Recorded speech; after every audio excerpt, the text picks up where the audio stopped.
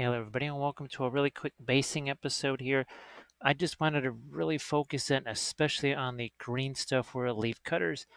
These have been really amazing. They've been around for several years now, I think, and they just do some incredible work. And it's so easy to use. There's so many applications for them. I'm not going to go through all those here. I have tons of videos where we're attaching these leaves to trees, all kinds of things, but this is about as simple as it gets. We have a base, we have some flock and some ground cover here, and then we have some leaves. Especially with you got something like the cavalry here. Well, here's one of the bases that we're going to work on. You've got this deal right here. We can cover this with some of the flock. We can cover it with some of the leaves.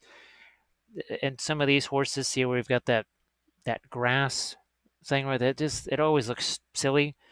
But I found out the hard way that it's more stable if you leave that little chunk on there.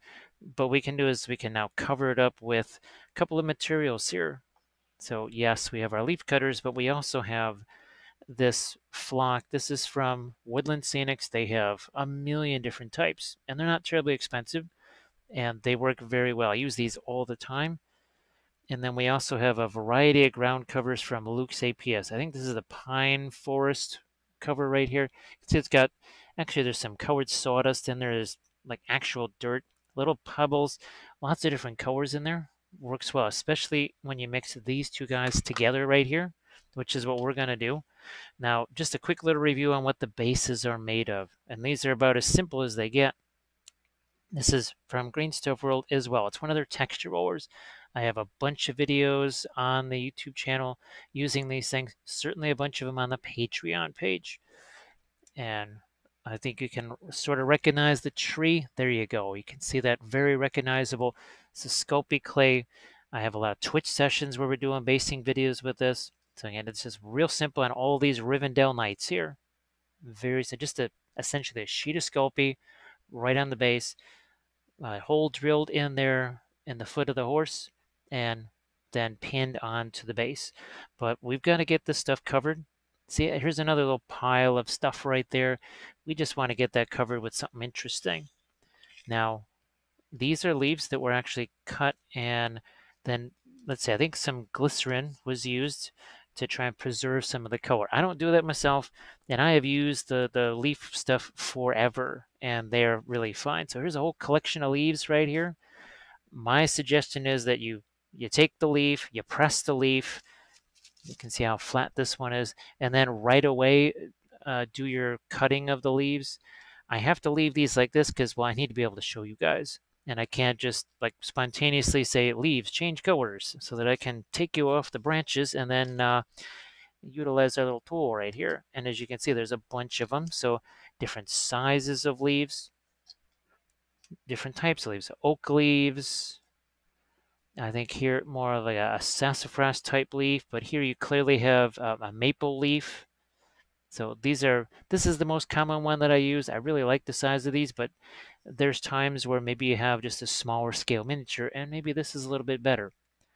And again, next up we're going to be cutting the leaves. So we'll show you kind of how this works. It's really simple. I mean, there's just nothing complex about it whatsoever. Once we get those leaves cut, we'll throw them on here. We'll show you a couple of different types of glue that we like to use. Either one of them works really well. So let's get to cutting a few leaves next. I brought out a collection of leaves here, and you can see when they've been pressed, it's a lot easier to work with. Again, my suggestion is you press these things maybe after a couple of days when they've really been nice and flat. Then you just go ahead and you cut a bunch of leaves, and it's a whole lot easier to preserve them. But again, my situation a little bit different. We have ourselves just a lid of I think this is a hummus container right here. Hopefully it's big enough to kind of catch the leaves just so you can at least see them. And we've got the die cut area here on this side. We just have to make sure that the leaf is actually in there. And look at this. It's this easy. I mean, this is not rocket science right here. Well, if it was rocket science, I wouldn't have a chance. And in no time flat, we have ourselves a bunch of leaves. Now what you can do to get at the interior of that leaf is we can pull some of this away. Gives us access to the inside here. I've had several people ask, well, why not just use paper?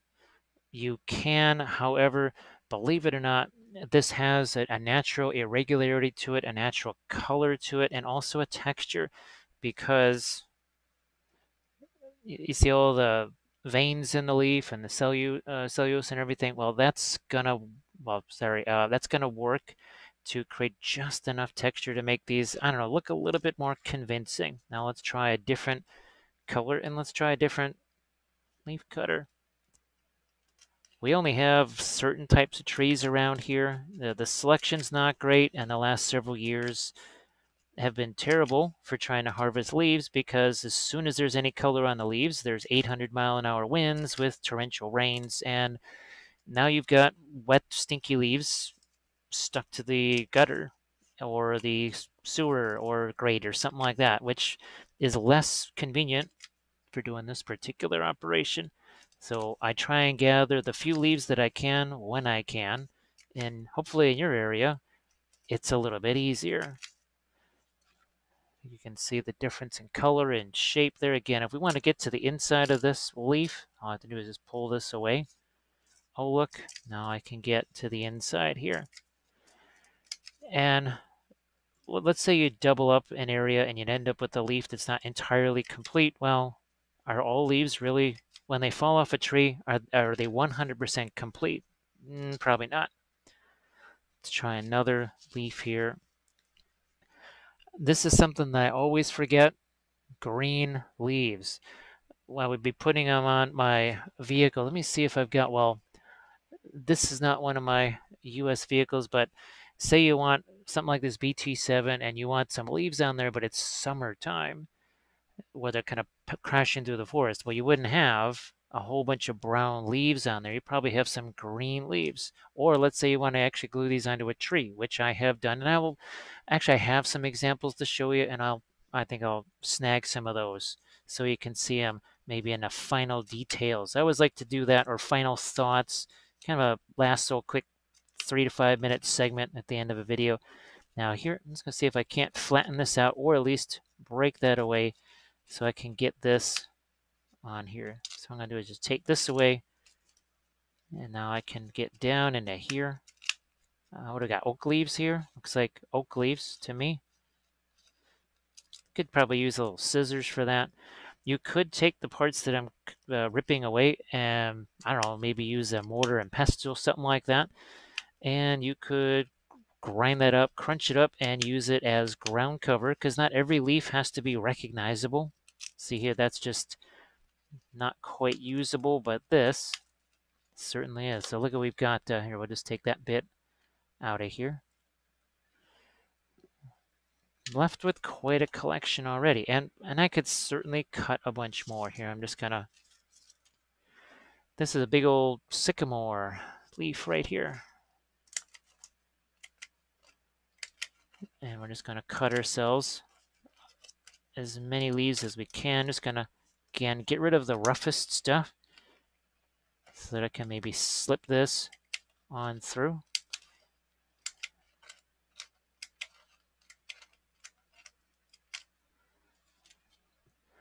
So several different colors of leaves. Maybe this is the color that we go with on our Rivendell elves. Also in the description, look for a bunch of links. There's going to be some links to the Twitch sessions where those Rivendell Knights were painted. They were painted with oils, but with a twist, because that was actually true metallic metals and gold. And that gold paint that I used, I actually made it myself with Green Stuff World, pigment powder, and linseed oil. And I actually have several videos on the Patreon page that cover all that, how to make that, which is, it's not really a complex process. It's more just a bit of a, it's about feel. You say, okay, I think that's about the right consistency. Just like with this leaf right here, I can feel that this is way more solid of a leaf than those other ones. Look at that nice little batch of leaves right here. So I think that's good enough. You got the idea what's going on here. We've used several of these leaf cutters. We have ourselves a bunch of leaves. Now, before we actually get to the leaves, however, we want to put down some of this flock right here. It's important because we'll put some on top of the leaves as well, because you want the ground cover down, then some of the leaves on top. This one might even require some more leaves stacked up here. This is a little bit of bulletin board cork with also some of our green stuff real texture roller. So next up, we're going to get to the flock and ground cover. Get that on our bases next. It's time to put a little bit of our flock onto each of these bases before we get to our leaves. And there's a couple of different glues, and I'm going to have links to these in the description. We could use just one of these glues or both of them. I'm probably going to use the Luke's APS for this phase, and then I'm going to use the sand and gravel glue for adding the leaves. This has really been, I got to say, this has been kind of handy, especially for attaching the leaves, because, well, it's clear. It starts out clear, it ends clear, and it really has a lot of, it's got a whole lot of holding power for something this thin, which means it also kind of gets into some crevices and such. This has a lot of holding power even when we essentially thin it down, which is what we're going to do right now. So I just got water bottle cap or whatever this thing is, and what we'll do is we'll squeeze some of this out into here. Hopefully, yep, we can get a little bit. We don't need a ton of this. That might even be too much. I've been shocked at just how much water I can add to this right here, and it still has this amazing hold. All right, I'm just gonna take a little bit of water right here, and we'll just add a tiny bit of it. Mix this up. And now it's almost got quite a similar capillary action. Capillary action, think of something like contrast paint, inks, oil washes, right? So it's going to really get down into some crevices right here. And this is fairly simple, right? The one thing we do have to figure out is just how much of each of these do we want. Now, maybe since these are some Rivendell elves, we might go more with this brighter green flock here, and a little bit less of the canvas. I think this is the pine forest from Luke's APS. Now, I am in the US, so typically I'm getting this from the Luke's, I think it's a Footsore North America is where I'm getting it.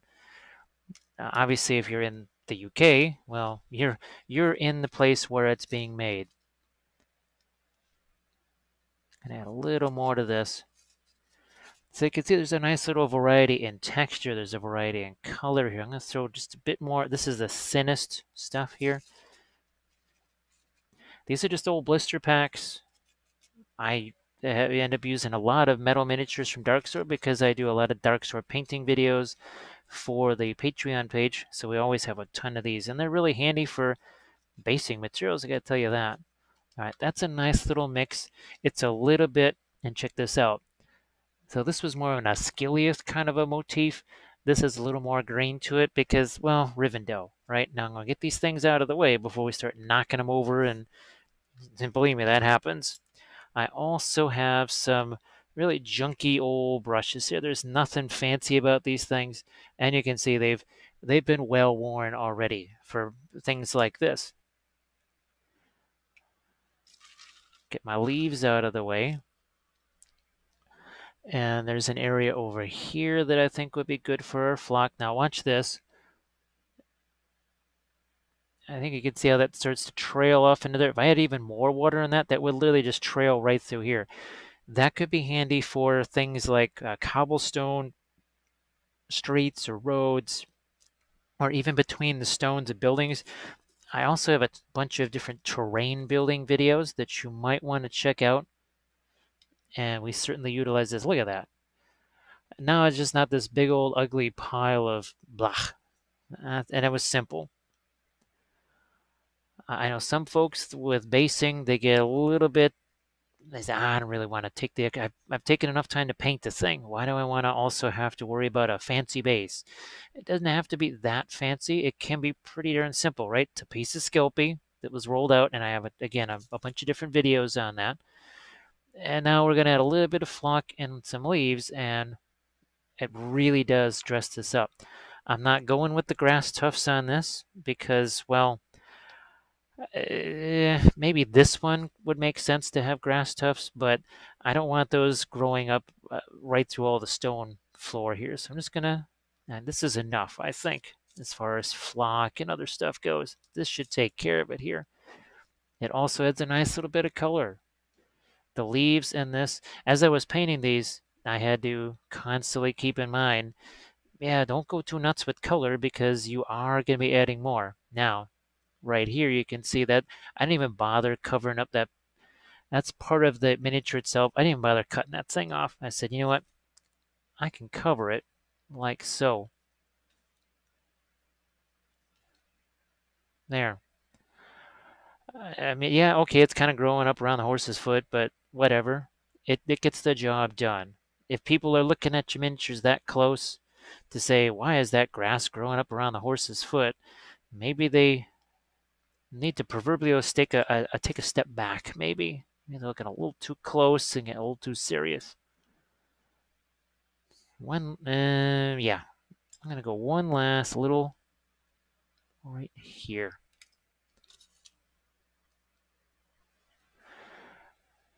It's so simple. It really is. And it adds so much to the thing. It's worth it. Just a few minutes. If you're gonna spend all the time painting the miniatures, even if you're not looking for best painted army awards or whatever, it I don't know. I think there's a little bit of pride, maybe a little bit of pride involved. And as you're seeing them out on the table, you say, "Hey, you know what? Did a good job on that." I don't want to completely wipe out the texture roller because, again, we still got leaves to put on here. Got to keep that in mind. Once again, I'm going to focus on these areas here where I attach the horse. Maybe even find a couple other spots there. But see how that kind of would sink down into that little crevice right there? That's because we threw enough of our water in there to thin that down. No one was more surprised than me. I was actually watching, you know, on the Luke's APS YouTube channel. I was watching him thin that down. I couldn't really believe just how much that was being thinned down and the hold that it had. Now I kind of experience it myself as I use it more and more. I said, wow, that is just really incredible how much hold that has for how thin down it is. I think I did a little experiment with just Elmer's glue, and it didn't really do the same thing. So there's certainly a little something extra in this formula. Again, there's all kinds of nifty materials in there. It gives a little bit of variation. This is our last one. Here we got 6 of these guys. And like I said, there'll be a bunch of links in the description for you. Look at that. See how that just kind of sits right down into all those little cracks there. So we get the fine stuff here and just really gently dust that on. It should only stick where the glue is and not everywhere else. Okay, poof. There it is. There's all 6 of them. Easy. You could stop here, but we're not stopping there because, well, kind of made these guys, right? So next up, we're going to put some leaves onto our bases. The glue that I'm going to use for my leaves is going to be the sand and gravel glue from Mig Ammo. One of the reasons I kind of use these small little containers is, first of all, leaving this jar open, as you can imagine, it's just an invitation to knock it over and spill it all, which would be kind of on the expensive side. It's not like it's $100 a bottle, but it's just like spilling a jar of paint, right? If you can avoid that, maybe that's a good thing. So if we spill this thing, we've spilled a tiny portion of what's in our container. It's also a heck of a lot easier to get this stuff out of this little container, and we can throw that away.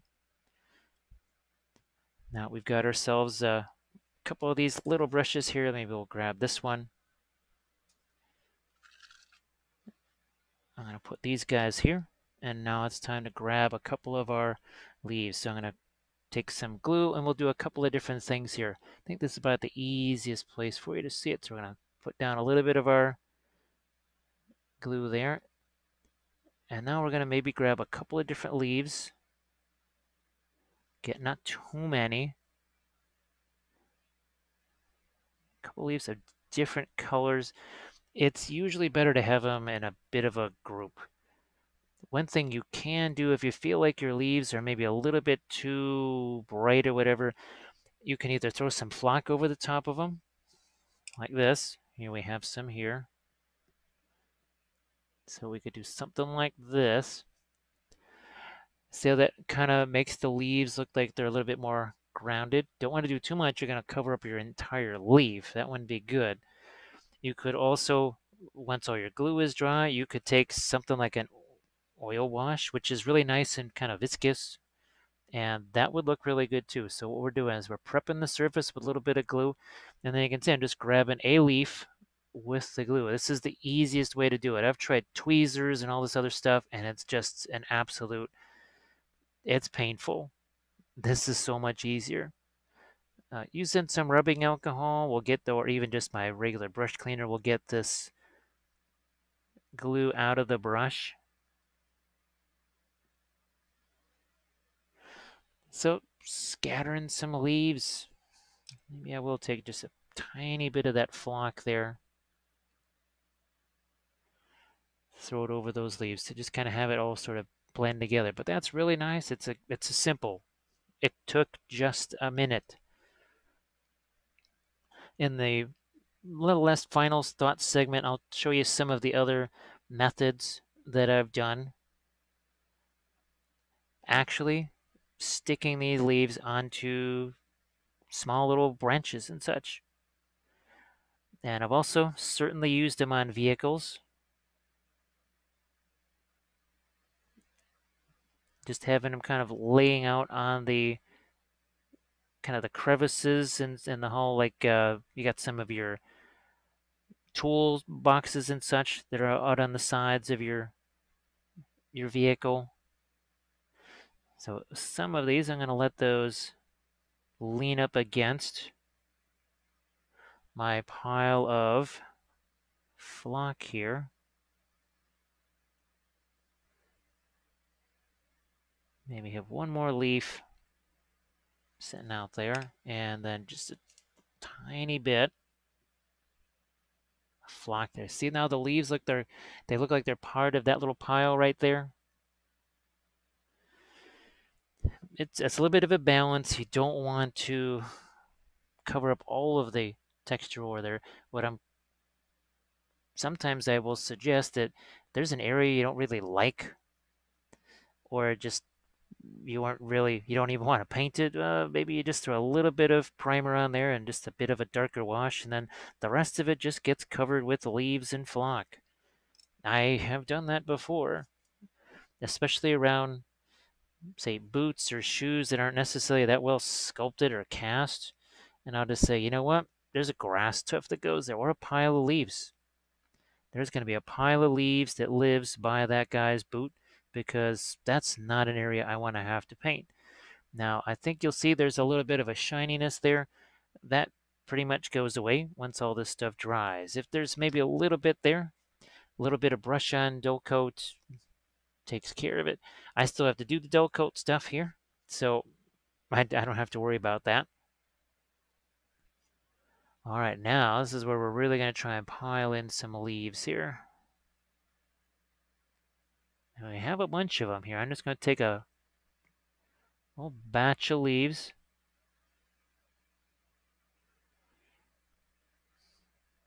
Let these guys get piled up onto our flock here.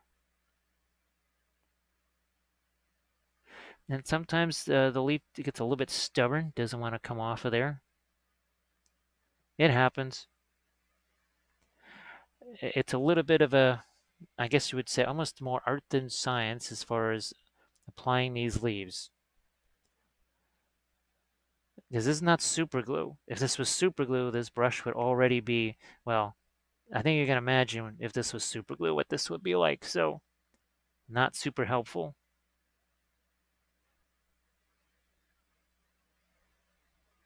Now here I can see there was clearly one side of this leaf that I liked a lot better than the other side. Once again, I'm going to come back with a little bit of this flock here. Just a bit. It kind of incorporates and meshes the two basing elements together. It's pretty simple here.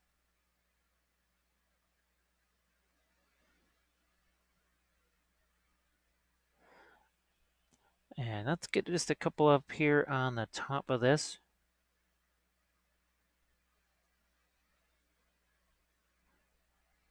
Couple more of my leaves. I want to get one that's a little different color here. I like this brown one. Once again, I'll just ever so slight amount of my flock there.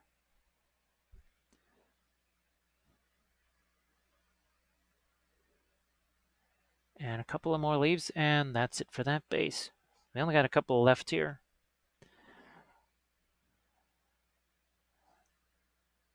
And for what this adds, I don't know, to me it's well worth it.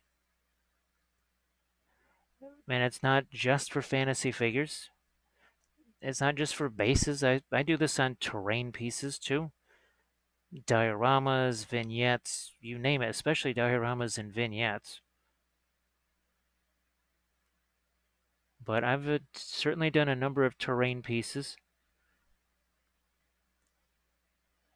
If you look on the playlists on the YouTube channel, you'll see that there's it should be a terrain building playlist as well. All right, last one. Last one. Get some of our glue on here. And we'll make a little pile of leaves here.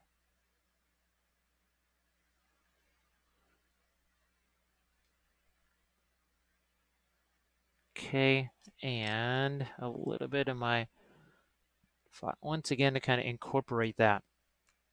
Looks like it's all part of that pile right there. I'm gonna turn up my brightness a little bit so you can maybe get there's a little bit of a shadow cast by the miniature there. He's got that big old cloak.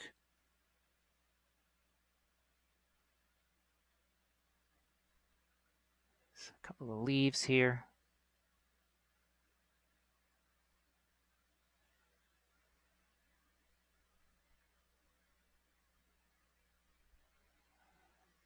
One more there. All right, so what I'm going to do is let this go have a little bit of time to dry. I would say you want to give this at least an hour, maybe even a few. I'm not going to wait quite so long because I just want you to be able to see what these things look like. But if for final curing, yeah, you might want to wait an hour, maybe two. It'll be relatively set by then, but if you want complete adhesion there, give it a couple hours. So what we'll do is get these guys off of their little dead paint jars so you can see what they look like, and we'll do some final thoughts next. Here's a look at our bases now. Can get a decent idea, free of the dead paint jar, what these guys look like now. And it gets a nice little subtle color complement to all the golds and the blue cloaks and everything else. Worked out reasonably well, and it was very simple. And it's the same idea. Now, obviously, here I added some other materials to it, other flower tufts and such. This is a gua here. You can actually see the video where this was painted. I think I even did a basing video on this too, and that should be on the YouTube channel. If I can find it, try and track down the link for you. But nice little pile of leaves right there. And here's some of our Morgul Knights. Now, obviously, here we focused definitely on the dead leaves right there. And then, of course, here's an example where we've got the leaves actually glued to a tree and a few vines right here. And this video is on the YouTube channel, so there might just be a whole bunch of links here. But yeah, we'll try and link this for you. And I use the exact same method, that the glue that we saw from MIG Ammo, using that brush and just basically attaching each of these leaves one at a time. Sometimes maybe a couple in a bit of a clump, but there's just so many ways you can utilize this stuff. It's really amazing. And again, it is really a simple material. So here, let's compare that to our, where we have our Gondorians with the more of the dead leaves versus leaves that maybe a little bit of a greenery to them. Even the flock, you can see a teensy bit of difference in the flock, where this is more green and this is a bit more of a brownish tone. So I do want to say thanks for watching this video. If you want to see more, again, look through the different playlists. Lots of links in the description. Also, if you do the subscribe thing, well, then you won't miss when new videos come out. And I try to sometimes take shortened versions of the Twitch channel sessions and put those on here. And sometimes little things like this, handy little things like basing and such. So thanks again for watching. I appreciate that. And hopefully maybe we'll see you live on the Twitch channel too. Thanks again.